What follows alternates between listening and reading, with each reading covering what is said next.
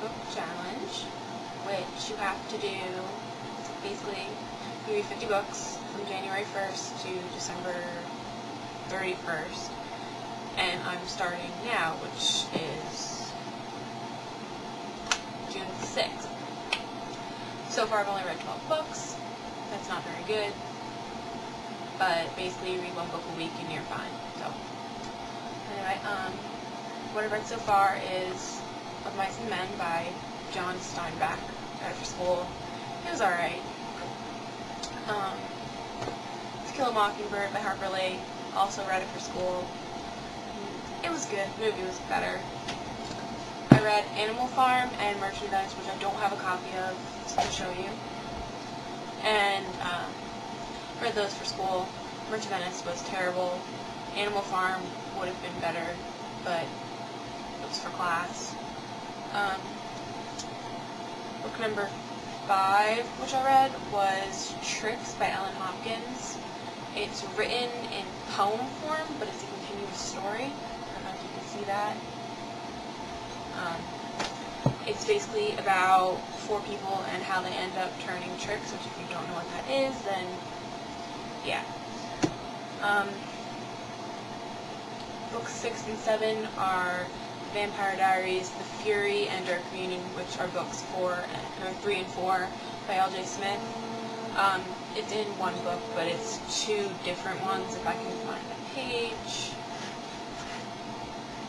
It starts off with The Fury and then goes to the Dark Reunion, which you can see here. It's 2 completely separate things. It just stops in the middle and goes to the next one. It's not that well written, but it's good. It's easy to read. It's written well, but it's easy and it's not. Book, I don't even know, 7 now, I guess, was Lock and Key by Sarah Dessen. I guess that's how you say her name. This one was really good. It's about a girl who, her mom leaves the house, basically, and she has to live on her own, and then they find out she has to go live with her sister. She doesn't want to. She meets the boy next door, blah, blah, blah, blah, blah. It's good. Just read it. All of Sarah Dessen's books are really good. The other 2 books I've read so far are the first and second in the Sookie Stackhouse / Southern Vampire series / True Blood book series. I don't know what they're called really officially. First one is Dead Until Dark, and the second one is Living Dead in Dallas.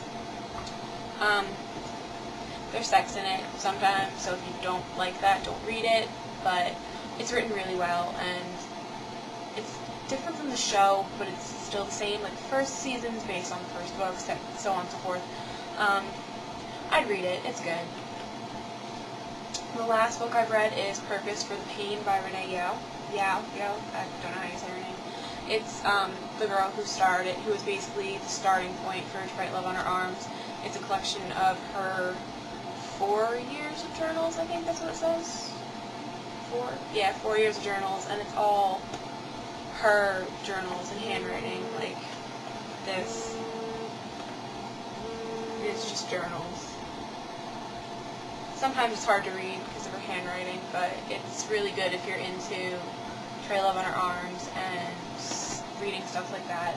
I'll put the link to buy it and the link for the book trailer thing in the description, because you can't get it on Amazon like you can pretty much every other book. So that's all I've read so far. I think that was 12. Yeah, 12. So this wasn't my original idea to read 50 books, but it's where I got it. I'll post a link. I'll put a link for where I got the idea from, and I don't know if she started it or not, but I'll put a link to her channel. Yep. So that was books 1 through 12.